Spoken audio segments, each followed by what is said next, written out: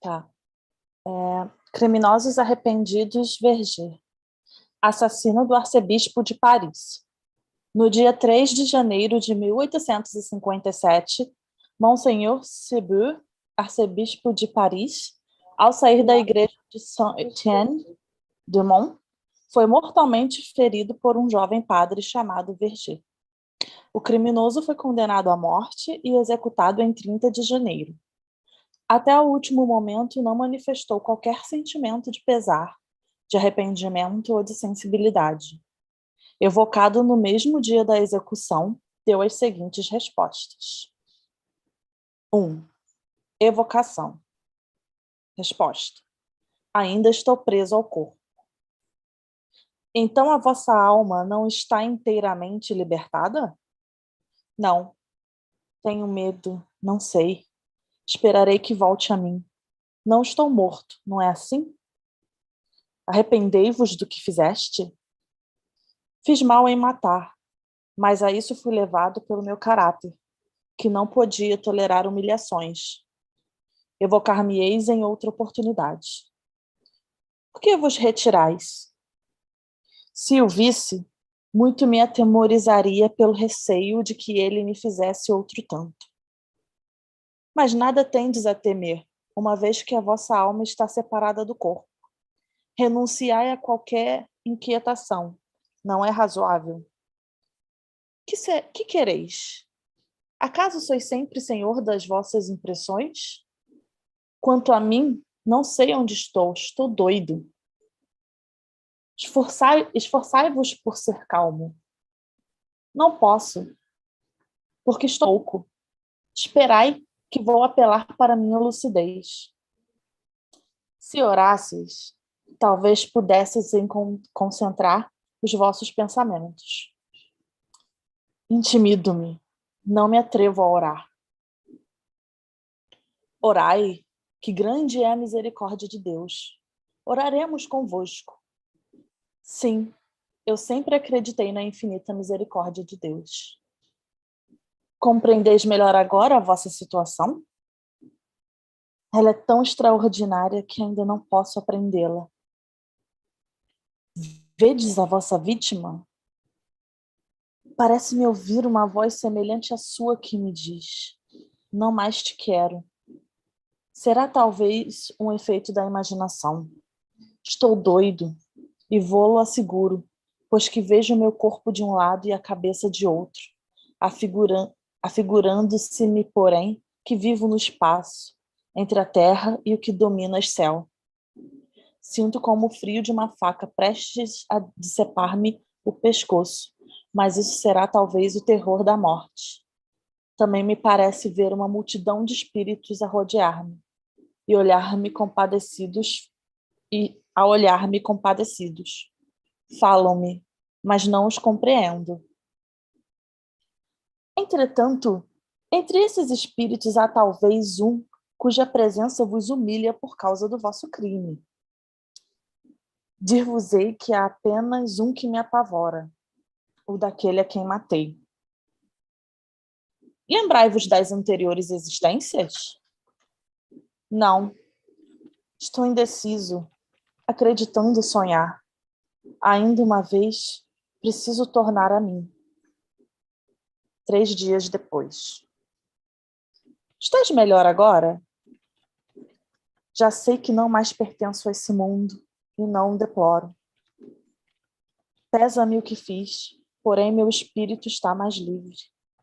Sei, ademais, que há uma série de encarnações que nos dão conhecimentos úteis, a fim de nos tornarmos perfeitos tanto quanto é possível à criatura humana. Sois punido pelo crime que cometestes? Sim. Lamento o que fiz e isso me faz sofrer.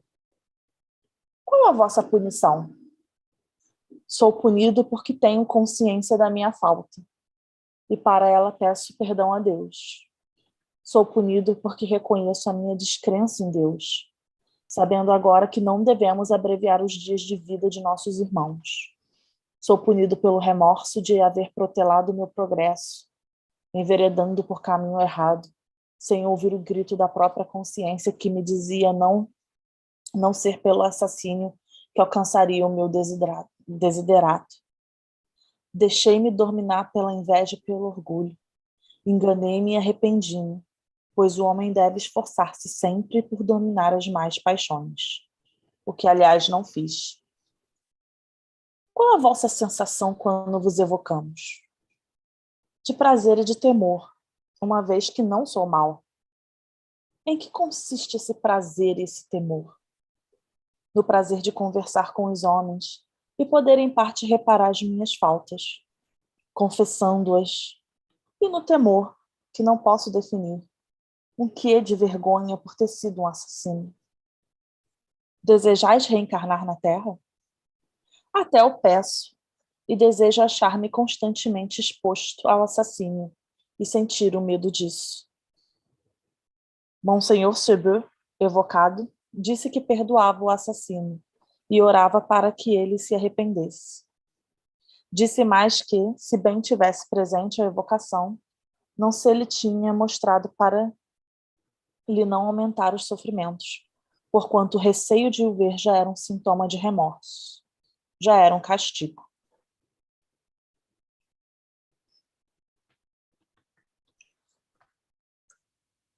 Continuo? Não, peraí, deixa eu só. Eu tô, eu tô, eu tô divulgando isso tudo. Vamos então comentar.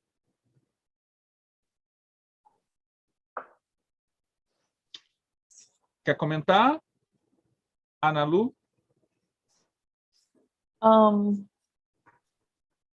Ele cometeu um assassinato, mas aparentemente eu não entendo que ele está num lugar tipo umbral.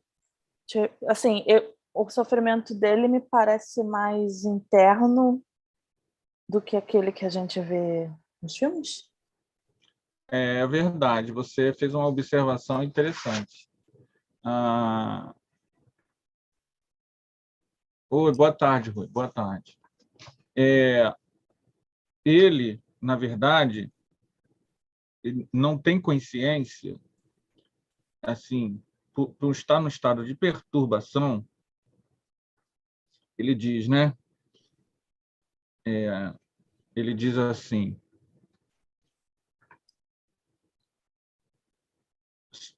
dizendo-me, não mais te quero, estou doido, pois que vejo meu corpo de um lado, a cabeça de outro, afigurando-se que vivo no espaço entre a terra, o que denominais céu. Sinto como o frio de uma faca prestes a decepar meu pescoço. Também me parece ver uma multidão de espíritos a rodear-me, olhando-me. E falo, mas não os conheço. A situação dele é de perturbação mental, né? Devido à culpa. E os espíritos criam um inferno mental a partir do seu estado íntimo. O que é um umbral, né? Popularmente. O umbral nada mais é de que pessoas que estão com grande crise íntima, coletivamente. Nosso estado íntimo cria formas, pensamento em torno de nós. Se esse processo dura muito tempo e tem um número muito grande, você cria no mundo espiritual regiões que nada mais são regiões que vibram o inferno íntimo daquela coletividade. É assim que a gente tem a construção do umbral. O umbral nada mais é do que essa plasmagem íntima de espíritos endurecidos ao longo do tempo. Como isso nunca acaba, as pessoas encarnadas e desencarnadas continuam plasmando pensamentos, sentimentos angustiantes, depressivos, violentos, eles criam nas regiões espirituais mais próximas essa ambiência que a gente chama de umbral. Então, na verdade, o umbral começa onde? O umbral começa dentro de nós. Céu e inferno começam dentro de nós. Laís. É uma curiosidade, porque nós vimos que em outras classificações de espírito havia essa possibilidade. Mas, no caso do Verger, que era padre, né, mas era um criminoso e se arrependeu, né? Ele teve, acho que, felicidade de conseguir ser evocado no mesmo dia da execução. Aí, até então, eu só tinha visto isso nos espíritos felizes, que eram os espíritos assim mais desenvolvidos, né? E aqui no criminoso foi dado esse presente, né? Dele poder, porque quando ele deu a comunicação, foi de uma forma ou de outra, ele começou a falar e essa comunicação fez com que ele, no início, como ele falou, estou louco, estou doido, mas depois, com o tempo, 3 dias depois, aí já foi mostrando que ele estava mais equilibrado. Foi uma benevolência da espiritualidade, já que ele cometeu um ato insano, mas de todo ele não era mau? Foi isso? Você interpretou que é um privilégio, né? Ele ser evocado tão cedo. Kardec, é bom a gente lembrar, faz isso, sobretudo, porque Kardec está começando, né, gente, todo esse empreendimento que é fascinante, que é conhecer essa realidade espiritual. Então, Kardec ele está conhecendo, não existia isso antes. Então, alguém precisa conhecer esses detalhes. Hoje em dia, a gente não faz mais isso. Hoje em dia, os espíritos desse nível chegam apenas espontaneamente, né? Quando a espiritualidade acha que eles podem ser trazidos. Então, é importante a gente salientar isso. Então, sim, claro que cada vez que ele participa da reunião, ele é aliviado. Ele sofre um alívio. Não deixa de ser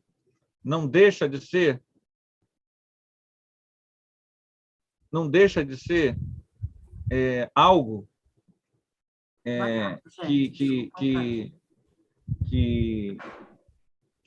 que não ajude. O ajuda, sim, com certeza que ajuda.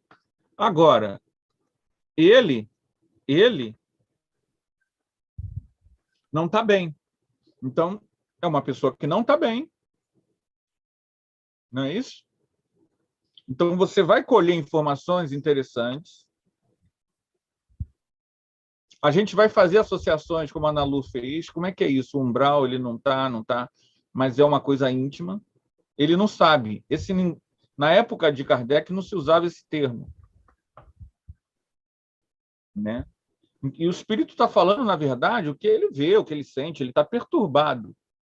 E, sim, a presença dele a cada nova reunião o ajuda.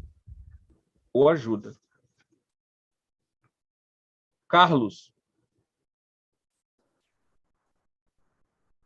Eu entendi, antes, é o seguinte: se o arrependimento dele é pela questão que foi feita, pelo assassinato da pessoa, ou se é o medo do que vai acontecer com ele.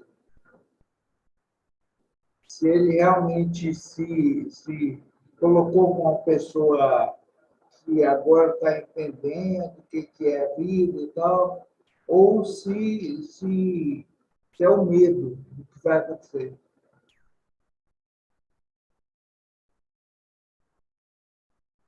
A gente só pode intuir, né? Na verdade, a gente não sabe. Kardec diz que até o último momento dele morrer, ele não manifestou qualquer sentimento de pesar, de arrependimento ou de sensibilidade.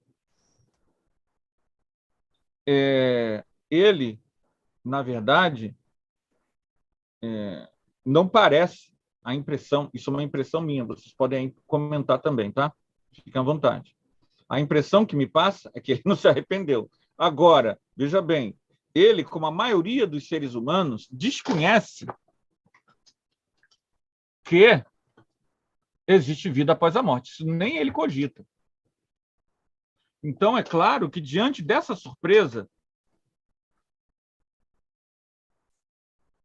ele diz assim: sou punido porque tenho consciência da minha falta, e para ela peço perdão a Deus. Sou punido porque reconheço a minha descrença nesse Deus, sabendo agora que não devemos abreviar os dias de vida de nossos irmãos.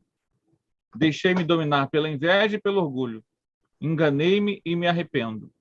Então, a surpresa de saber que a vida continua, de que ele, na verdade, não matou espiritualmente, só matou o corpo físico. Essa surpresa é que faz a diferença. Então, a gente, no fundo, só vai saber se esta alma se arrependeu na sua próxima existência.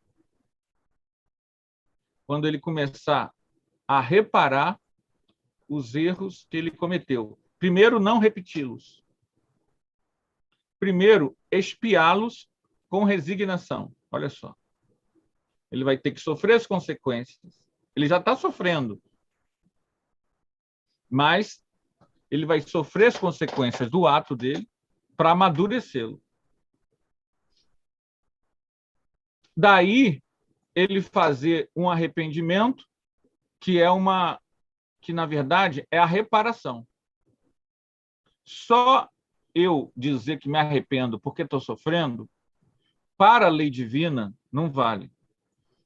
A quitação com a própria consciência, ela só acontece, não é nem com a expiação, é com a reparação. E geralmente, expiação, cada caso é um caso. Geralmente, expiação e reparação, devido à nossa própria má vontade, nunca é numa vida só. Pode ser? Pode. Mas na maioria das pessoas, a gente primeiro expia para só depois amadurecer a reparação. Vejam bem, reparação é reconstruir, é regenerar, é reparar o vaso quebrado. Então, vamos lá. Como é que a gente repara o vaso quebrado? Moral. Prática do bem e amor ao próximo. Então, vamos olhar nosso país. Quantas pessoas no nosso país praticam voluntariado? Quase ninguém. Porque não é você dar um dinheiro. Ah, não, ajudei as vítimas de Petrópolis. Eu reparei? Não. Isso é mero dever. Ah, dei um R$10 na esquina, um mendigo. Dei minha calça comprida que eu não precisava mais. Dei um casaco. Isso é reparar? Não. Reparar é processo de longo prazo. É assistência. É mudança íntima. Então, se a gente reparar, a maioria das pessoas do nosso país e em outros países não trabalham voluntariado. Então, o nível de reparação nosso é lento. Então, a reparação não é simplesmente uma coisa mágica que você vai e papum. Não. A reparação, ela começa no arrependimento ou na expiação e termina com a assistência profunda e sincera. Então, a reparação, ela exige uma mudança de consciência. Então, uma pessoa que faz um ato desse, dificilmente, na próxima vida, ela já está reparando. Dificilmente. Ainda mais pelas motivações que ele disse.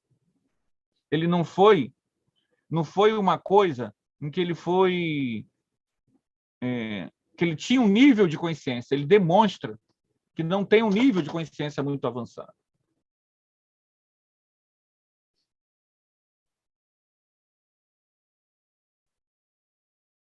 Respondeu, Carlos? O que mais, gente? O que vocês dizem mais aí para a gente? No começo da sua fala, você falou sobre esse fator surpresa para ele. Mas sendo ele um padre, isso não teria sido menos surpresa?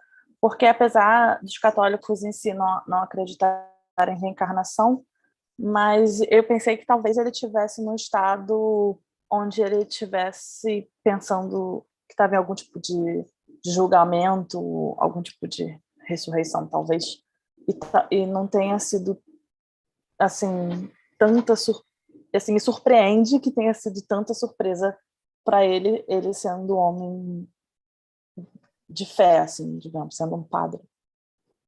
Né? Isso aí realmente existe uma... Eu vou responder, Ana Lu, o que eu acho, tá? Não é a verdade, tá? Sobre esse tema específico. Estamos falando de uma pessoa, especificamente de uma pessoa. Então, a impressão que eu tenho é que a maioria das pessoas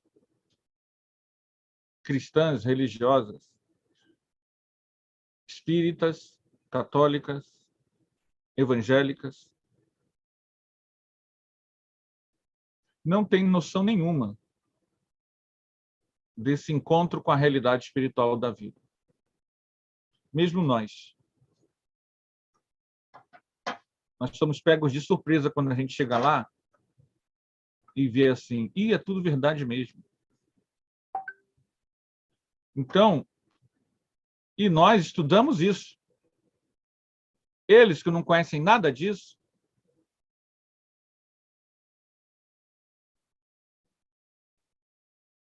o choque é muito maior. Mas por que você acha que se dá essa confusão, vamos dizer, em alguém que estuda, como nós? Por que você acha que se dá essa confusão? Porque uma coisa é eu ler um livro ou uma mensagem dessa. Outra coisa é eu sair de uma teoria abstrata e entender a realidade espiritual da vida, encarar a vida com um olhar espiritual. Porque não basta eu saber, por exemplo, no livro Nosso Lar. Eu li o Nosso Lar. Que bom. Eu li há 2000 anos. Estou chorando. Gente, você pode ler Nosso Lar e pode ler... vamos aqui. Rei Arthur. Que bom. Está entendendo? Como mera literatura de entretenimento, que você acredita. A diferença para muita gente, Nosso Lar é apenas um entretenimento. A pessoa não pega aquele conhecimento e usa na sua vida para entender o mundo. Não é nem para se virar um espírito puro, superior. Não. Para entender a realidade espiritual da vida. A maioria das pessoas não faz isso. Por que não faz, isso eu não sei. Né? A gente tem isso. E isso a gente estuda isso. Imagina pessoas de outras religiões, porque para nós, o fato dele ser sacerdote não muda nada. Ele ser sacerdote ou não muda nada. O desconhecimento espiritual é imenso.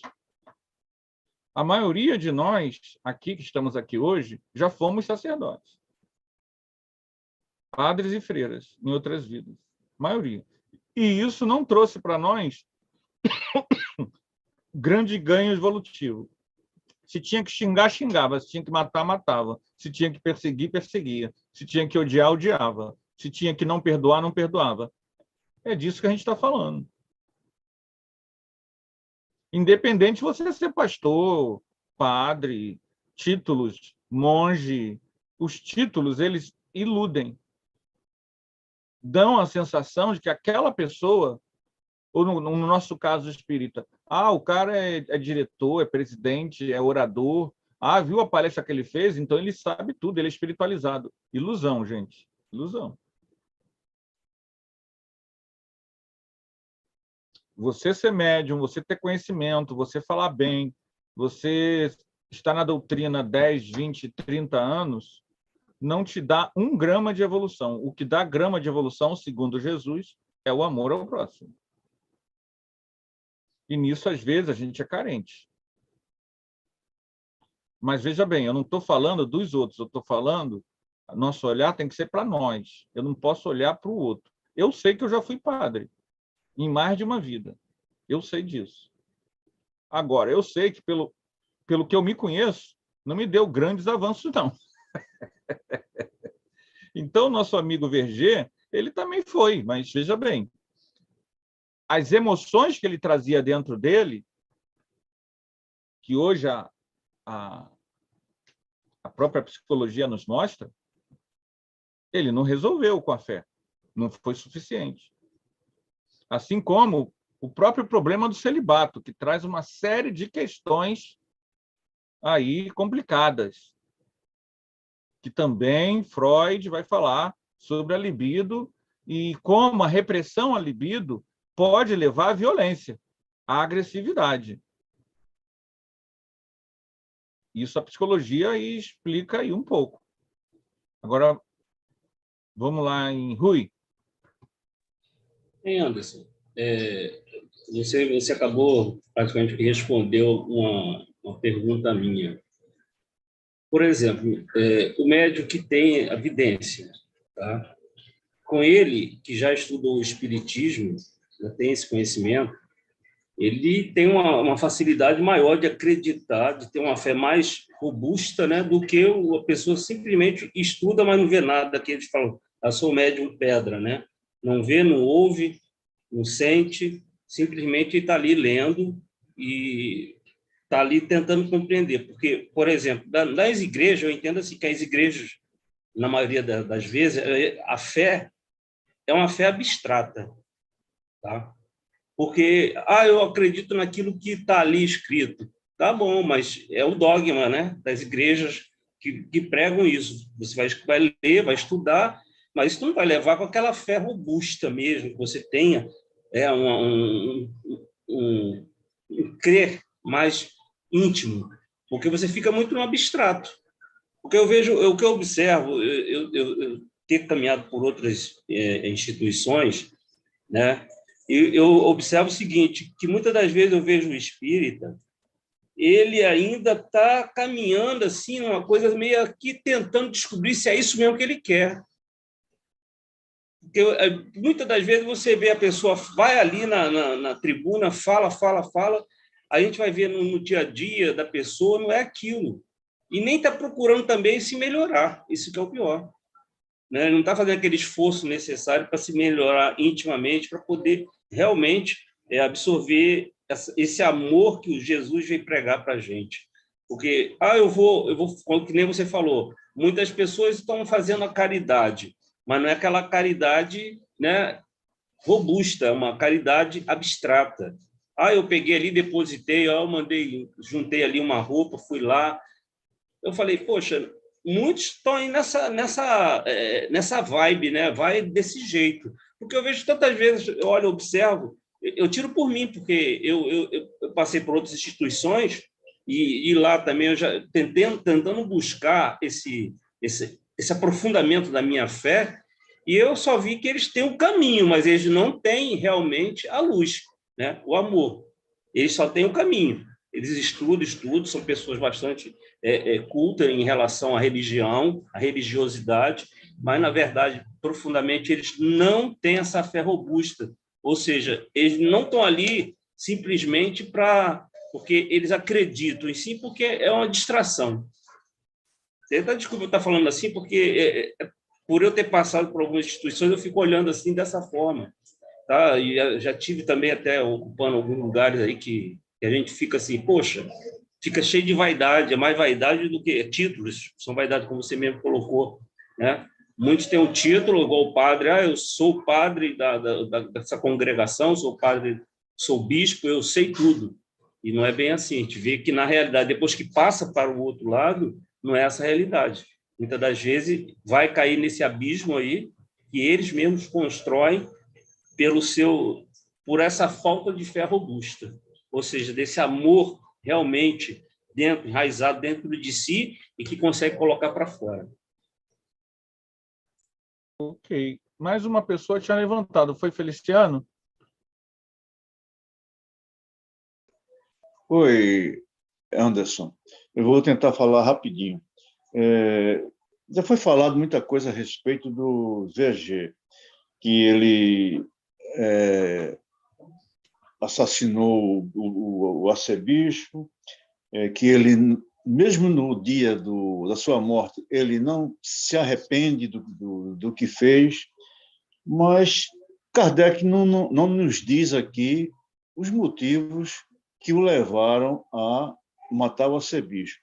No entanto, no item 3, ele diz que errou em matar o arcebispo, mas ele foi empurrado, ou seja, ele foi induzido pelo caráter dele, que não podia sofrer humilhações, ou seja, um pouco de orgulho.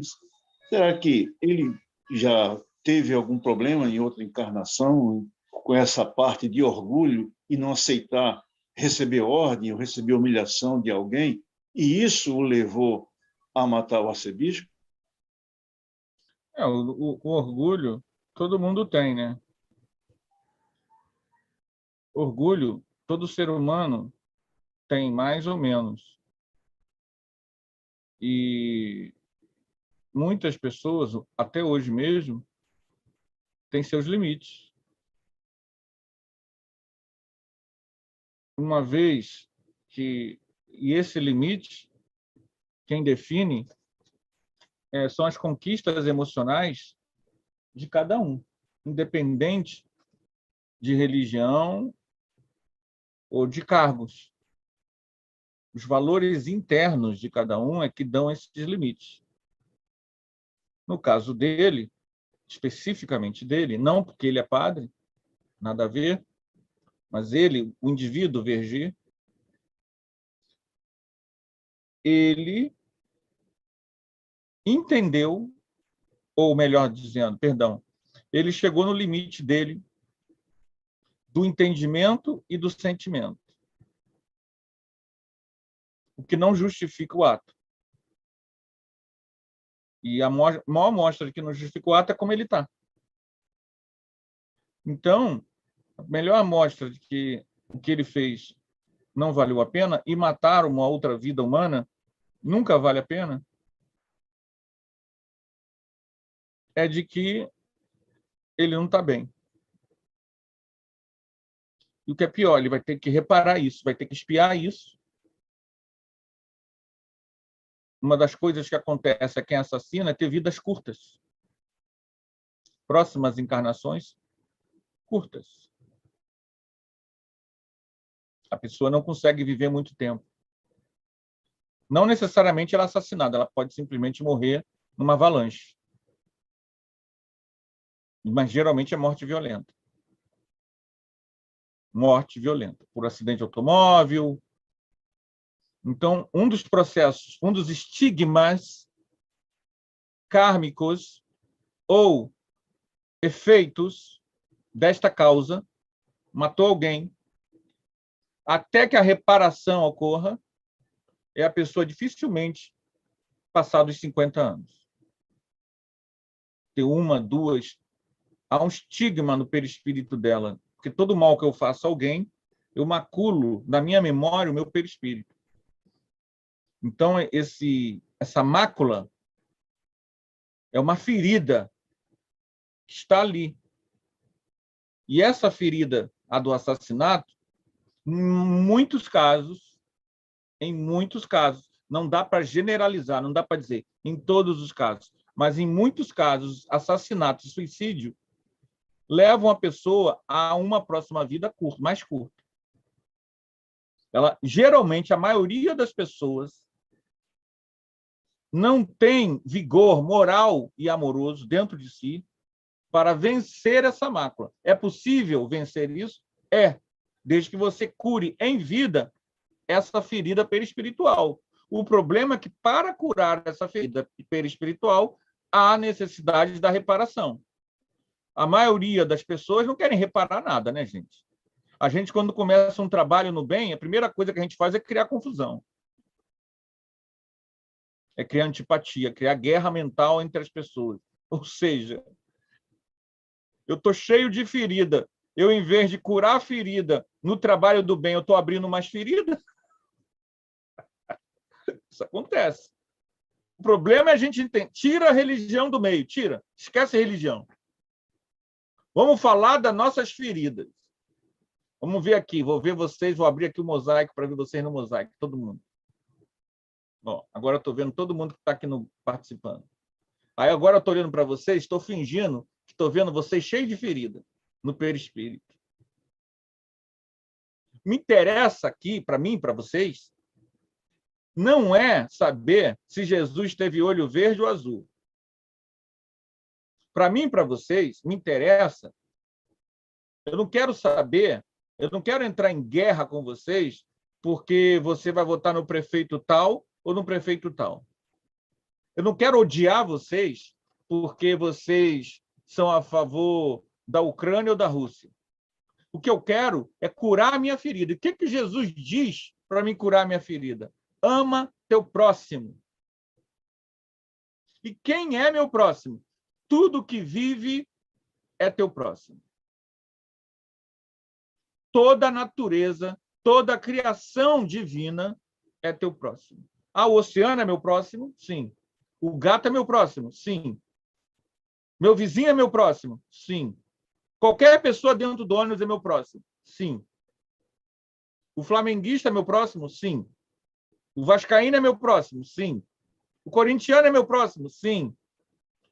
Se eu criar confusão com um corintiano, ou com um palmeirense, ou com um vascaíno, ou com um flamenguista, não interessa se eu sou espírita, budista, católico, evangélico. Eu não estou curando a minha ferida. Não interessa se eu sou orador, espírita. O Wellington com o recadinho dele. Mostra a tua cara, Brasil! Mostra a tua cara!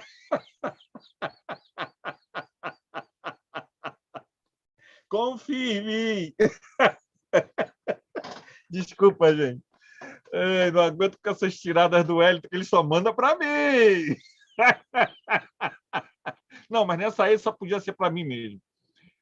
Para mim e para a Laís. Ana Lu, você quer falar mais alguma coisa? Tua mão está aí levantada? Sim, me deu uma dúvida sobre uma coisa que você estava falando, que você falou que geralmente as pessoas que assassinam, que elas têm que fazer expiação e geralmente elas têm vida curta e morrem em tragédias e tal. Mas, em muitos casos, não todos. Mas se isso acontece, por exemplo, que a pessoa tem uma morte assim, que geralmente a gente diz que é até que é uma morte instantânea, ou seja, ela seria indolor. A dor e então o aprendizado não está com quem ficou, e tipo, o que teria de aprendizado numa morte tão repentina que talvez a pessoa não... Porque, por exemplo, é diferente de uma pessoa que ficou, vamos dizer, anos, de repente, numa cadeira de roda e teve aquele tempo de sofrimento, do que alguém morrer instantaneamente numa batida de carro. É verdade. Tipo, onde estaria a expiação? É verdade. Muito, muito bom. Gostei muito da tua fala. Vai me obrigar a raciocinar, né? Você tem toda a razão. O aprendizado Participe sempre, Ana Lu, dos nossos estudos, assim que é bom.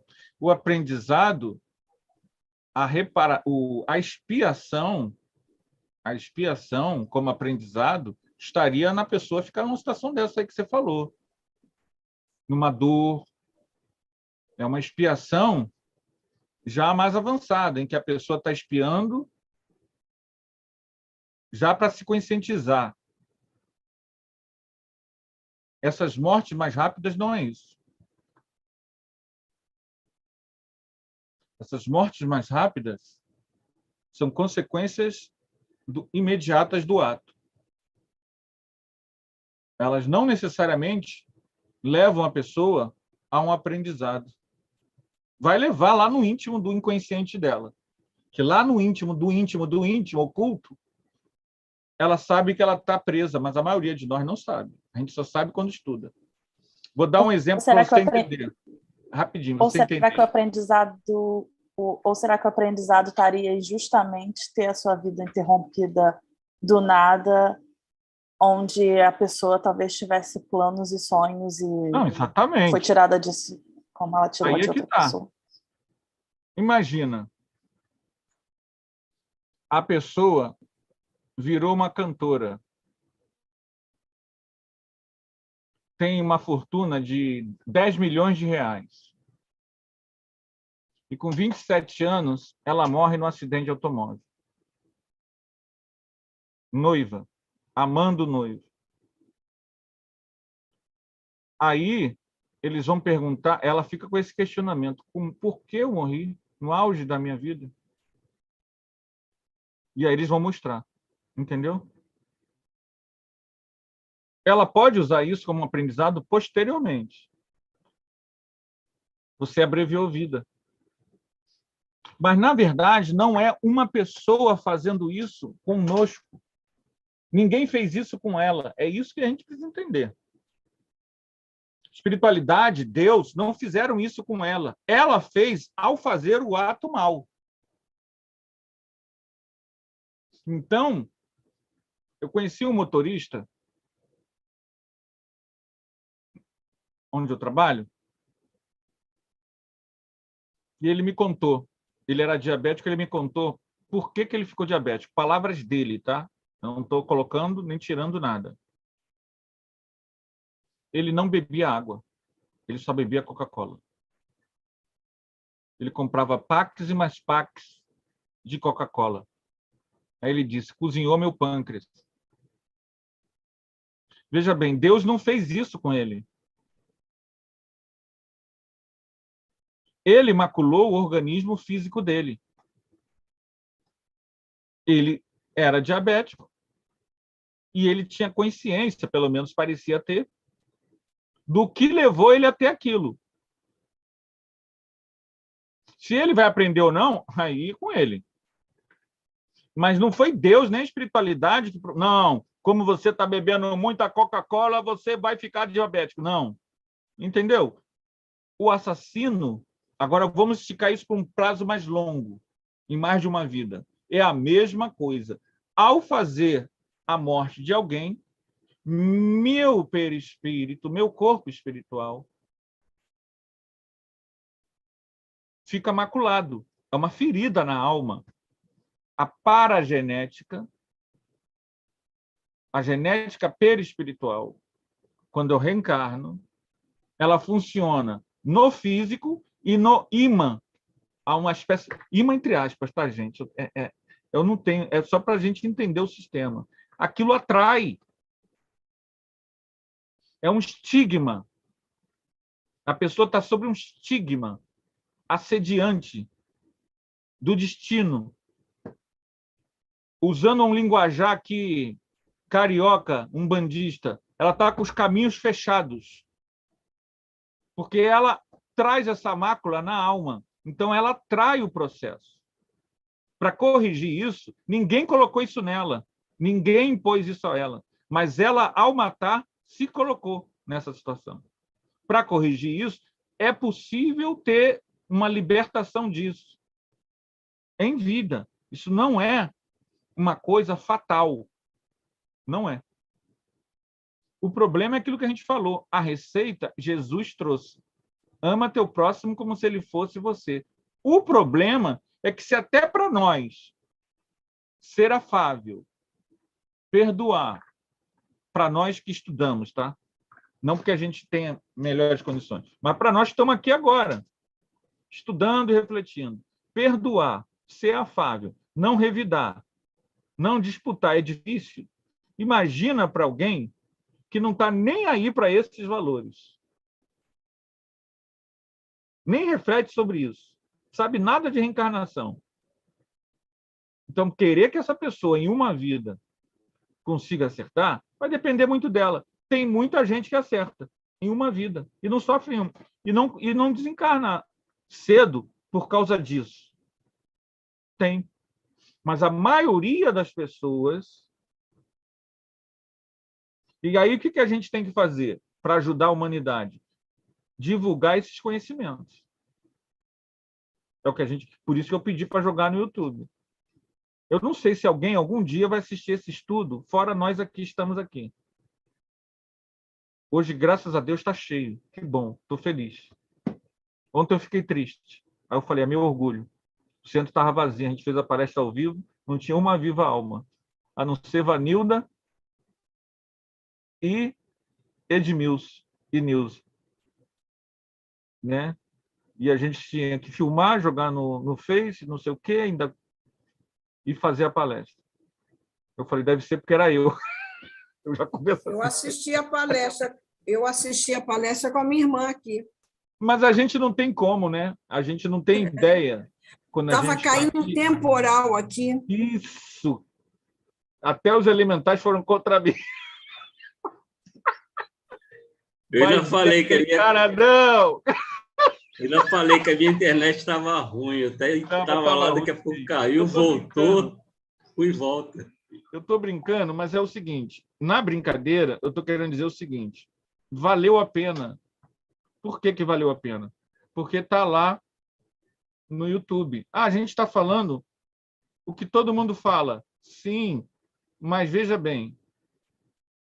É a minha forma. Eu não estou preocupado se aquilo ali vai ser visto por uma pessoa ou duas. Olha o segredinho para vocês fazerem palestra. Qual é a minha preocupação? Ficar famoso? Não. Ser aplaudido? Não. Muitas vezes eu ia em casa espírita, tinha 2 pessoas. A André falou, não sei para que você vai fazer palestra para 2 pessoas. Vou explicar para vocês. Eu estou tentando fazer a minha reparação. Eu estou tentando, no meu íntimo, fazer com amor para começar a sanar minhas feridas. Então, para mim, como eu faço com muito carinho, mesmo não sendo um orador lá, até qualquer coisa, mas eu tive provas disso ao longo dos anos, que a espiritualidade quer que eu ajude a minha própria reparação. Uma das formas que eu posso fazer isso é investir, é divulgar o conhecimento que a gente leu. Então, a gente aprende e divulga. Aprende e divulga. A gente não pode só ler. Ah, eu li... Deixa eu ver aqui. Nos domínios da mediunidade. Aqui. Não, a gente tem um estudo lá do Arautos nos domínios da mediunidade. A gente lê e divulga. Ah, estamos lendo A Memória e o Tempo. Não, esse é um grupo reservado, só para... Deixa quieto, vocês nem sabem disso. Eu estou lendo Os Mensageiros.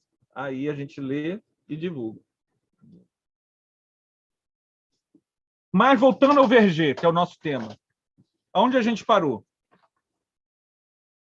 Onde você parou, Ana Lu? Ah, não, o Rui, perdão, Rui. Eu não vi tua mãozinha, essa mãozinha aí está... Esqueci, desculpa. Fala aí. Não é nada, não. Eu que esqueci ela aí. Não dá para ver, eu estou sem óculos, não está dando para ver que ela ficou acesinha aí. Desculpa. Quer falar nada, não? Não. Então, Ana Lu, onde você parou? Eu parei no item 18. Foi o último que eu li. Então, pode continuar o comentário de Kardec? Posso sim. Pergunta. O homem que mata sabe que ao escolher nova existência, nela se tornará assassino? Não. Ele sabe que escolhendo uma vida de luta, tem probabilidades de matar um semelhante, ignorando, porém, se o fará uma vez que tem de lutar consigo. Ok. Vamos.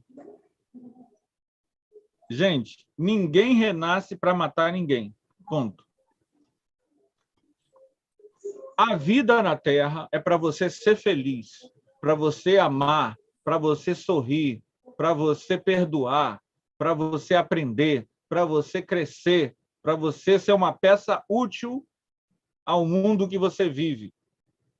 Melhor vitória, melhor derrota que a gente pode ter é as pessoas ficarem torcendo para a gente ir logo embora. A melhor vitória é as pessoas dizerem, ai, por que ele? Entende? Então, é belo quando você constrói uma vida que as pessoas lamentam. Por exemplo, eu vou falar de mim, tá? Eu lamentei muito a morte do Renato Russo. Na época, eu gostava muito, gosto. E isso, ele, na vida dele, ele era depressivo. Todo mundo que conheceu ele diz que ele era extremamente depressivo. Ele tem os problemas dele, que ele tem que resolver. De repente, até renasceu, está por aí resolvendo os problemas dele. Ok. Mas ele fez algo de bom. Ele fez milhares de pessoas felizes. E isso é bom. Você não tem que ser um religioso dentro da igreja, ficar orando e falando de Jesus a cada meia hora, não. Você tem que ser um ser humano que agregue valor aos outros, através do conhecimento, das artes, da ciência, da espiritualidade. Não é para matar ninguém. Mas a pessoa que traz dentro de si o ímpeto violento, e isso boa parte de nós trazemos, em algum nível, a gente tem que trabalhar isso. Então, você renasce para lidar com as suas más inclinações. Ah, mas eu não estou nem aí. Você fica vulnerável ao instinto, ao orgulho. Muitas mulheres são assassinadas por homens quando ela diz: eu não quero mais te namorar ou eu não quero mais ficar casado com você. O cara vai lá e mata. Ele não nasceu para matar aquela mulher. Ela não nasceu para morrer assim. Ele matou por causa da selvageria dele. A melhor forma para ele começar a reparar isso é ser preso. A prisão já é o início da reparação. Então, é bom a prisão para quem mata. Sobretudo, se a pessoa ali dentro se arrepender e fizer uma vida nova. Claro que o futuro de outras vidas cabe a ele, a consciência dele e Deus. Ele vai ter que reparar muita coisa, ainda vai. Mas ele não renasceu para matar, ele renasceu para educar a sua violência. Aí você diz assim, comigo já viu, né? Eu rodo a baiana mesmo. Bateu, levou. Ok, gente. No dia que a vida te pressionar, você não tem defesa moral para não agredir. Entenderam? Ou não? Eu tenho que construir agora. Eu estou aqui na minha casa.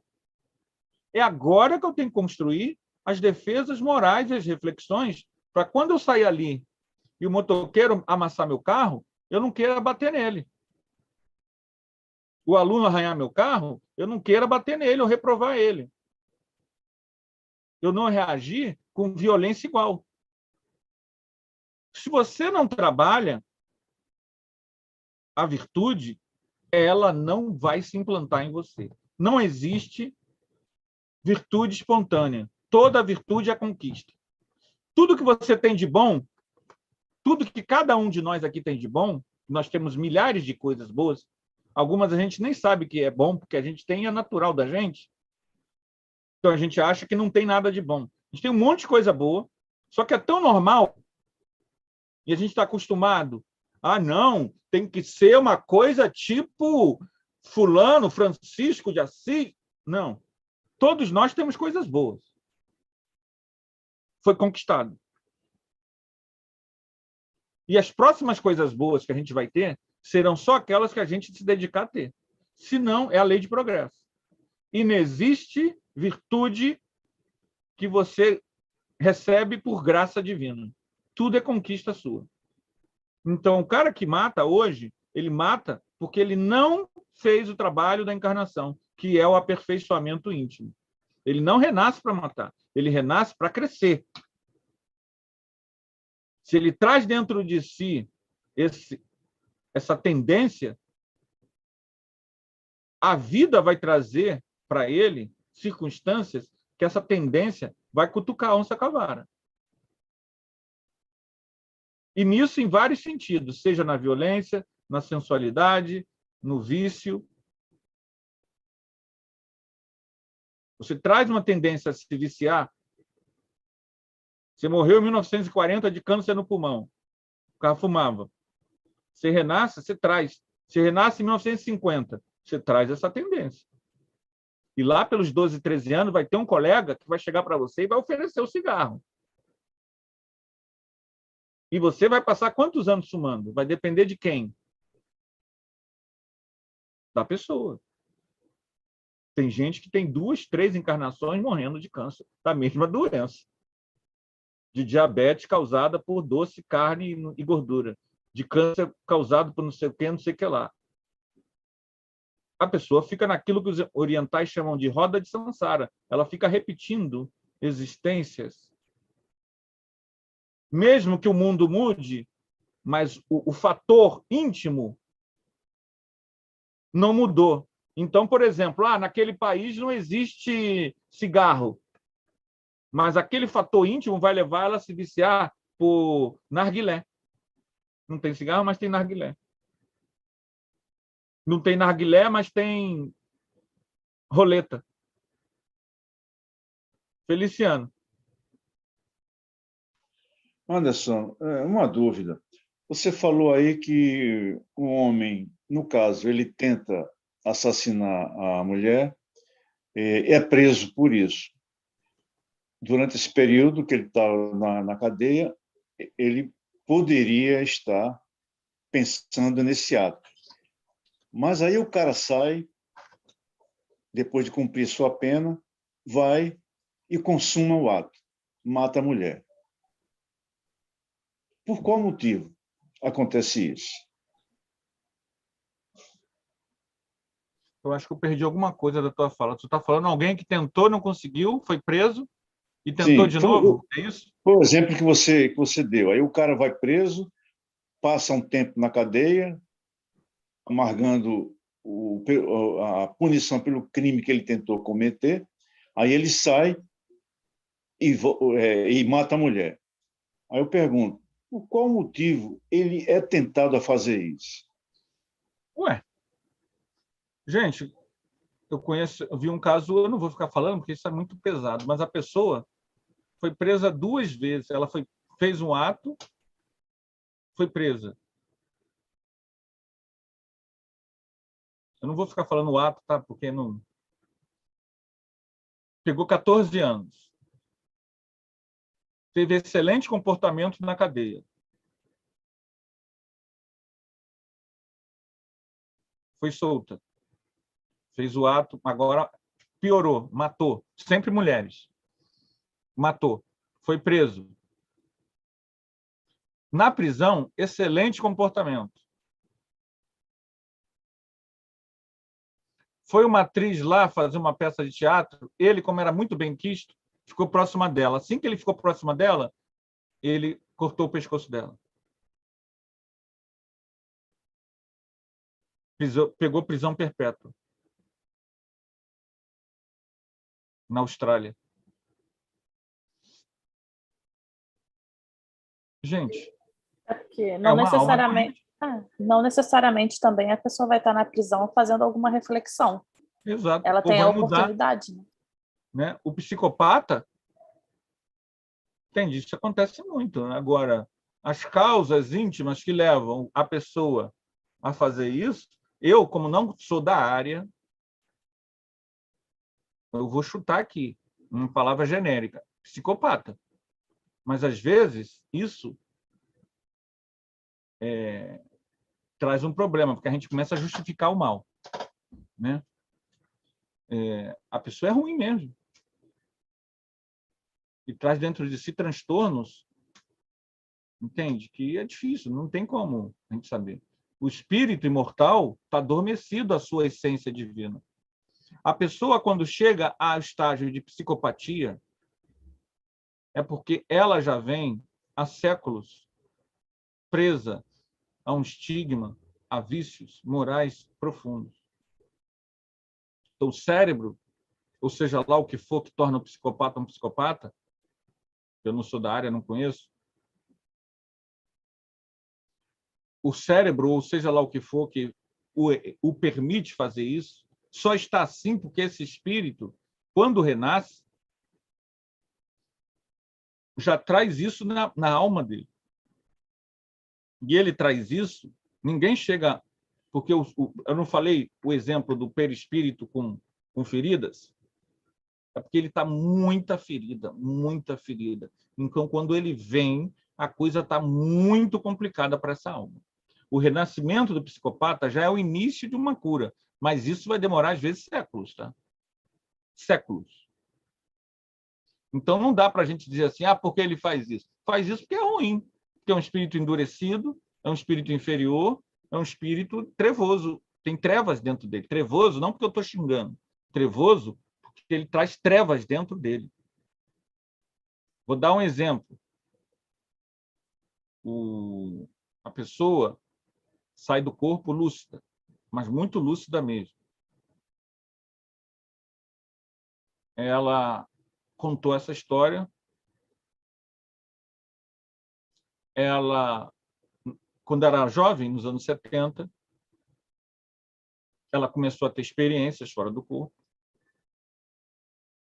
e ela soube de um sequestro. E aí ela falou, vou ver se eu consigo ajudar, localizar aonde essa moça está sequestrada, só nos 70, tá? E vou avisar a polícia. Ele saiu do corpo, um desdobramento totalmente lúcido, e conseguiu ir, ficou mentalizando, né, o sequestro, e conseguiu ir. Só que quando ele chegou no local do sequestro, ele viu duas coisas. Primeiro, a moça já estava morta. Fora do corpo, ele já tinha visto que a moça já estava morta. Eles ainda estavam pedindo resgate, mas ela já estava morta. E segundo, os sequestradores estavam envolvidos em milhares de espíritos ruins. Não era um espírito ruim. Ele viu um número de espíritos, mas uma coisa assim caótica em torno dos sequestradores. Estão entendendo? Não era 1, nem 10, nem 20. E ele viu que esses espíritos encarnados, os sequestradores, estavam pessimamente acompanhados, porque eles faziam parte daquela chusma. E ele entendeu que ele não tinha cacife para se meter naquilo. Ele nunca mais usou desdobramento para tentar desvendar questões policiais, por ele mesmo, por livre e espontânea vontade. Mesmo que as pessoas pedissem. Depois daquilo que ele viu, ele entendeu que quando você acessa a realidade espiritual, você não pode... Gente, quem não acessa essa realidade, 98%, mais de 99%, 99,9% da população, mesmo nós, não temos uma capacidade dessa, tá? Quem tem essa capacidade entende e vê uma coisa que a gente não consegue ver. Então, ele percebeu que ele não podia comprar essa briga.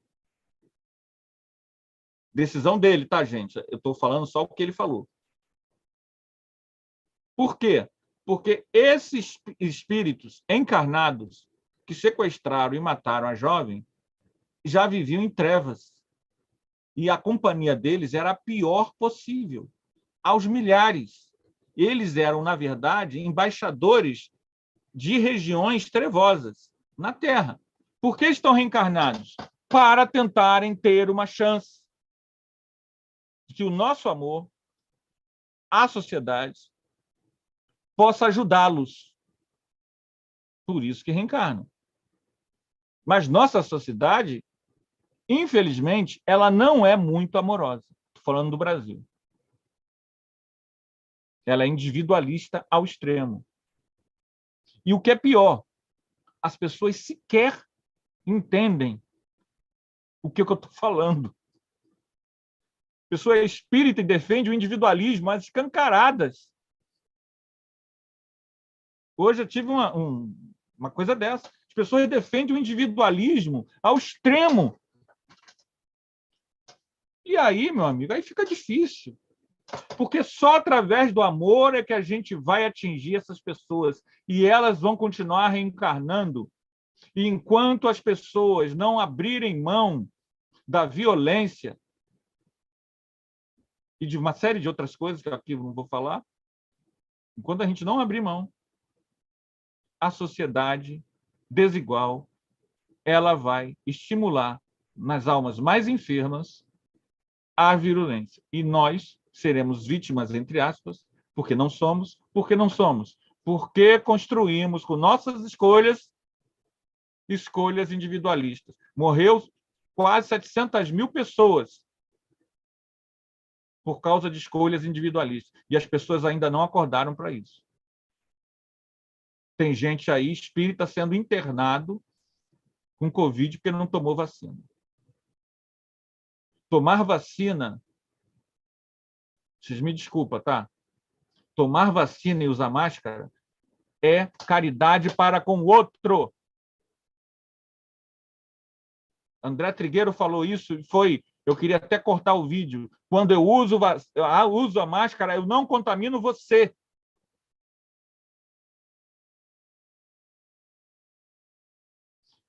Se eu não entendo isso, eu posso ser espírita, católico, budista, o que for.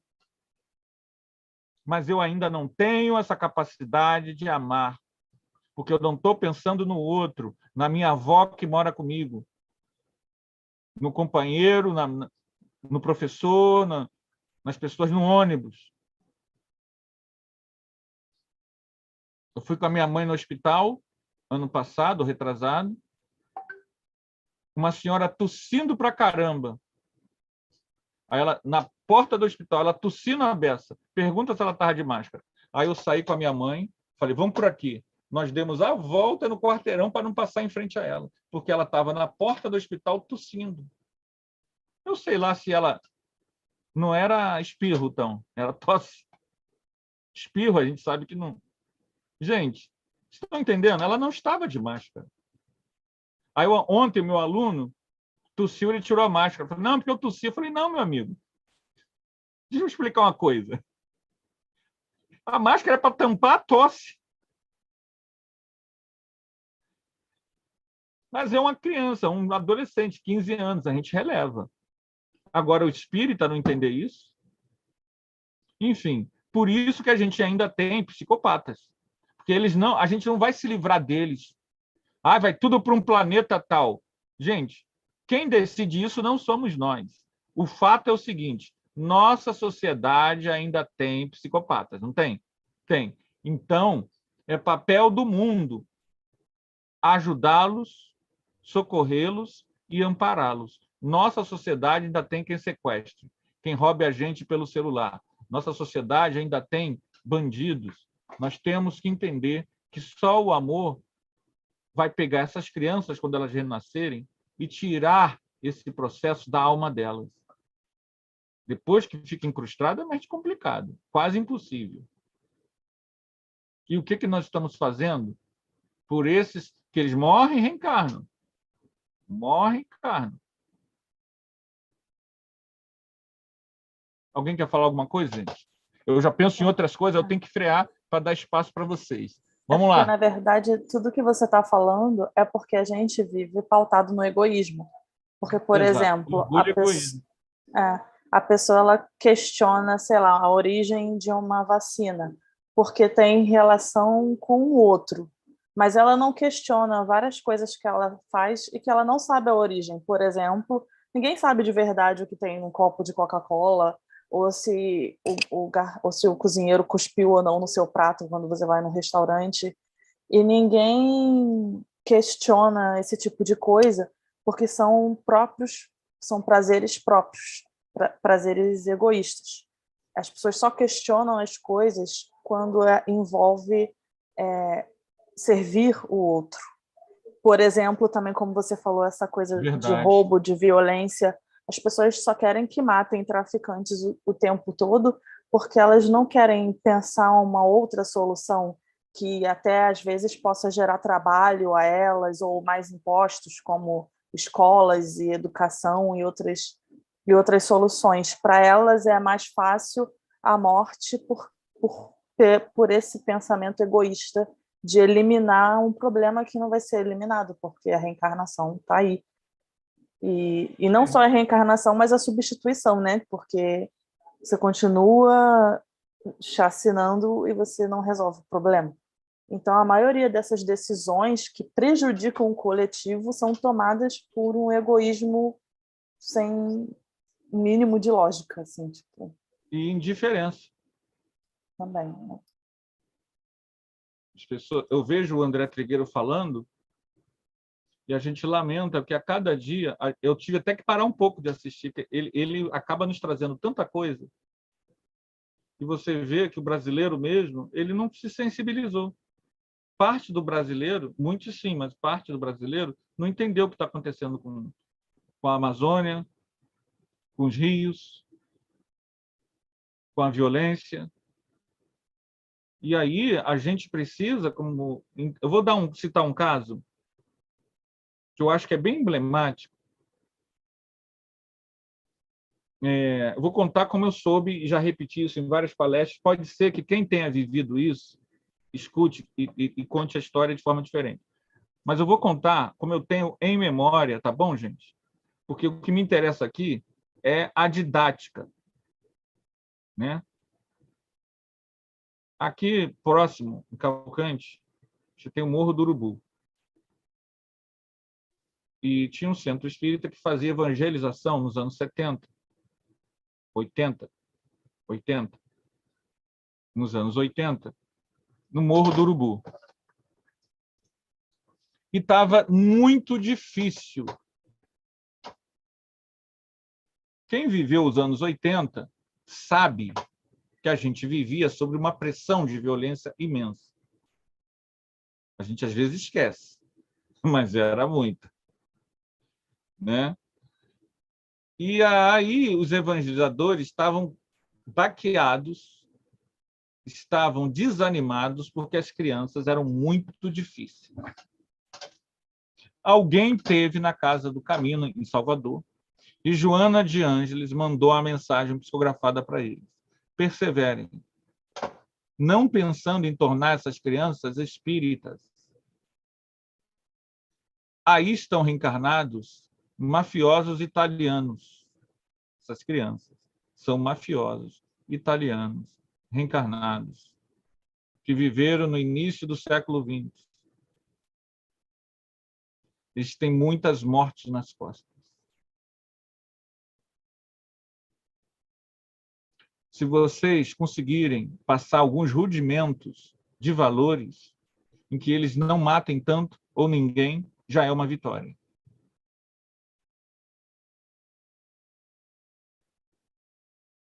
Entenderam? Agora, vamos ligar aquilo da palestra, desse estudo. É o trabalho de formiguinha. Mas isso daí não vai mudar nada. É o que eu posso fazer. Cada um, se você quer fazer algo mais profundo e grave, eu dou toda a força. Mas isso que Joana de Ângeles falou, para nós, com a visão espiritual da vida, deve nos servir de exemplo. É um trabalho de formiguinha. vai transformar esses espíritos, esse irmão aqui, Verger, em um espírito de luz em uma vida? Não. Mas se conseguir, com pouco que a evangelização conseguir fazer com que eles não matem tanto ou não matem ninguém, já é uma vitória. Nos anos 80, cansei de ver aqui na nossa região, no Arautos e na nossa região, qual a área do centro que mais se atacava?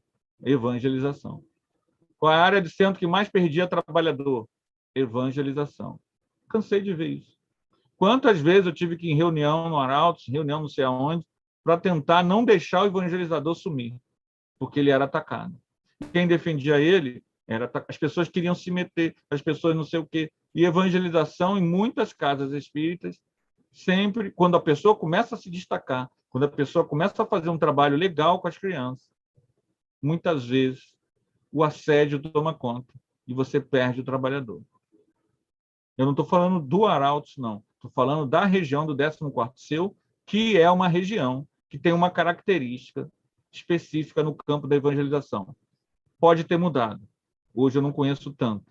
Mas antigamente, anos 80 e 90, boa parte da evangelização nesses centros era de criança carente. Maria José, como é que é lá no Caridade? Tem a evangelização, como é que é?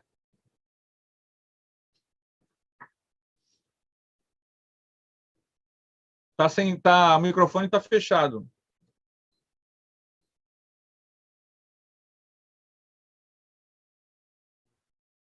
Há muitos anos que a gente está sem evangelização, porque por falta de evangelizadores, né?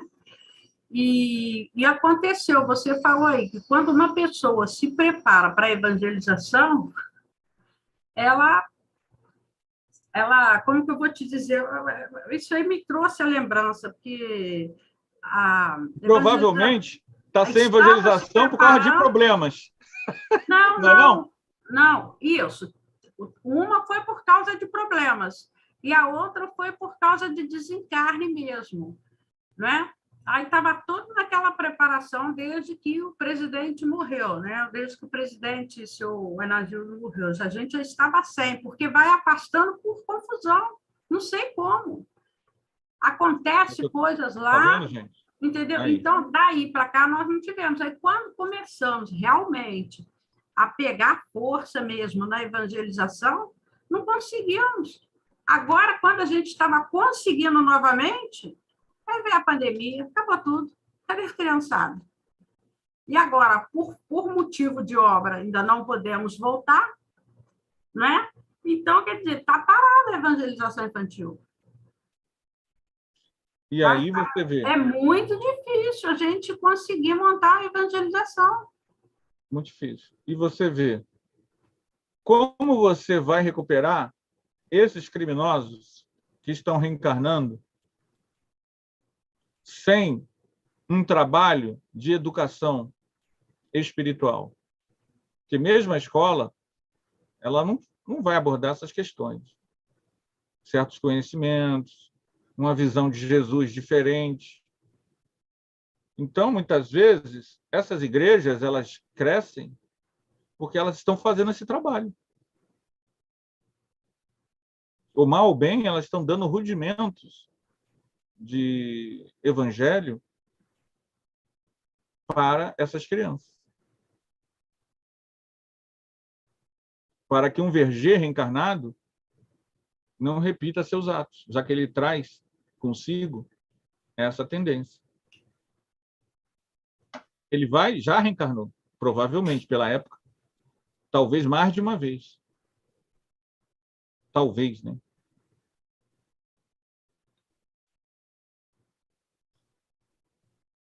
Ok, gente. Deixa eu ver aqui as horas. Eu acho que... sim. 3 minutos para a gente encerrar. Então, a gente vê que o nosso irmão pode ser auxiliado no mundo espiritual pelas nossas preces,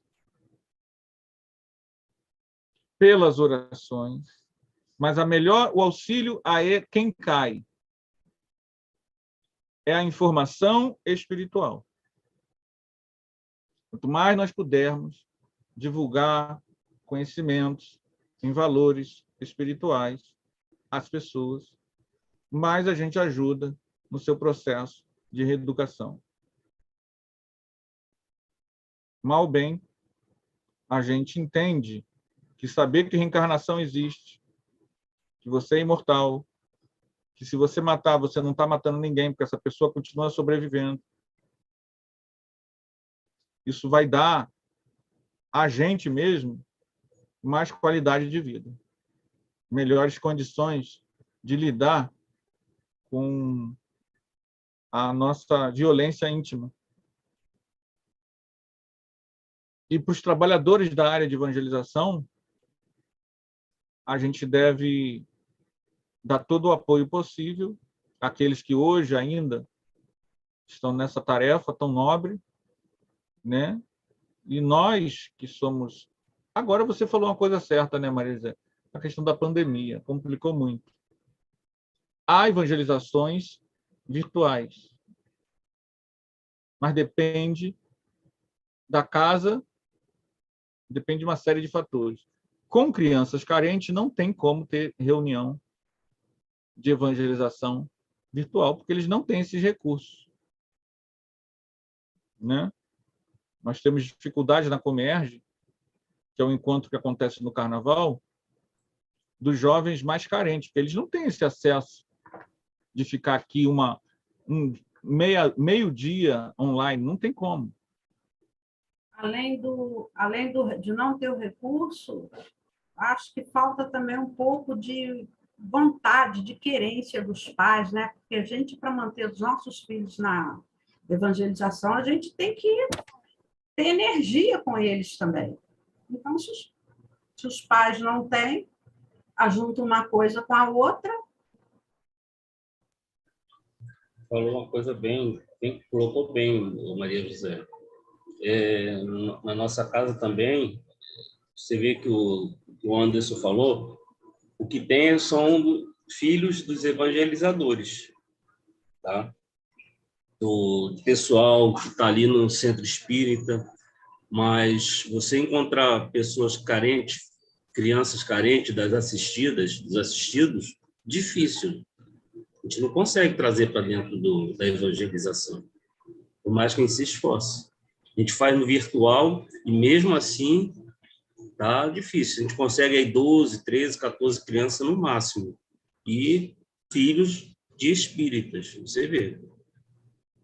E tem uma coisa também que eu esqueci de falar, porque é muita coisa, a gente fala coisas assim, mas é um aspecto muito amplo, tá, gente?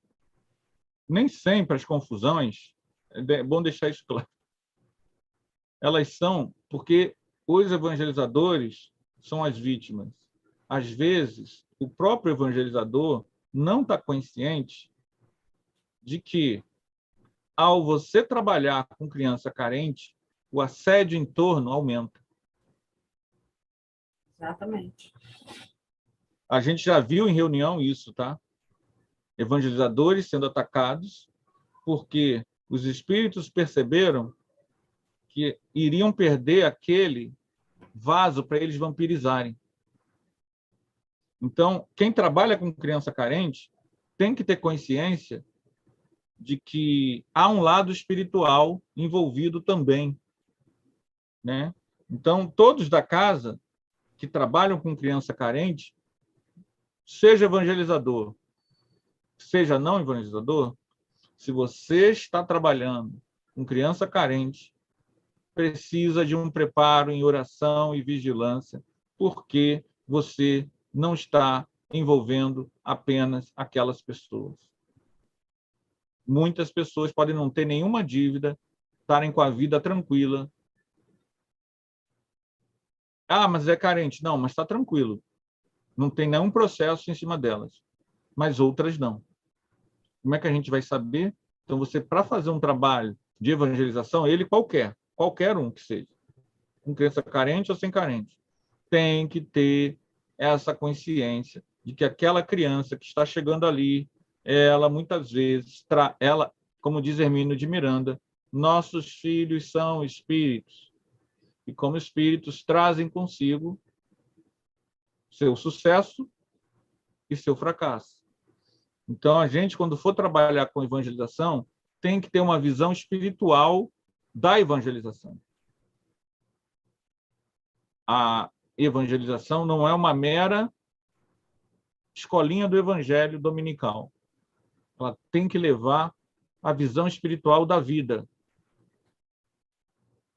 Não só, às vezes, a pessoa, desculpa estar alongando, às vezes a pessoa, ela não conhece nada de doutrina espírita, está com ela na evangelização. Ah, quer trabalhar? A pessoa nem conhece os princípios da doutrina direito, nunca leu o livro, e põe ela lá na evangelização. Vai dar confusão. Por quê? Pouco caso com a evangelização. No fundo é isso. Então, você não pode botar qualquer pessoa só porque está chegando. Ah, mas ela tem formação na área. Não, mas veja bem, não é isso. Ela tem que conhecer os fundamentos da doutrina e o porquê da evangelização. Um pouco a gente falou aqui agora. Nossos filhos são espíritos, trazem uma bagagem, trazem uma história, e tudo isso o evangelizador tem que ter noção, né? Gente, ficamos por aqui. Desculpa qualquer coisa. Convido a todos a estarem conosco semana que vem. Tá bom? Opa! Semana que vem, perdão. Terça-feira de carnaval. Não teremos estudo sábado. Não teremos palestra segunda. Não teremos estudo terça. Agora só em março. Ok, gente? Desculpa.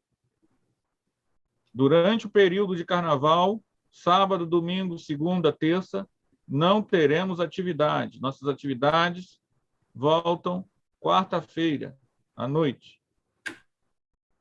Quarta, quinta. Tá bom, gente? Eu esqueci de falar no sábado. Sábado e domingo não teremos atividade. Tá bom? Quem gostaria de fazer nossa prece final?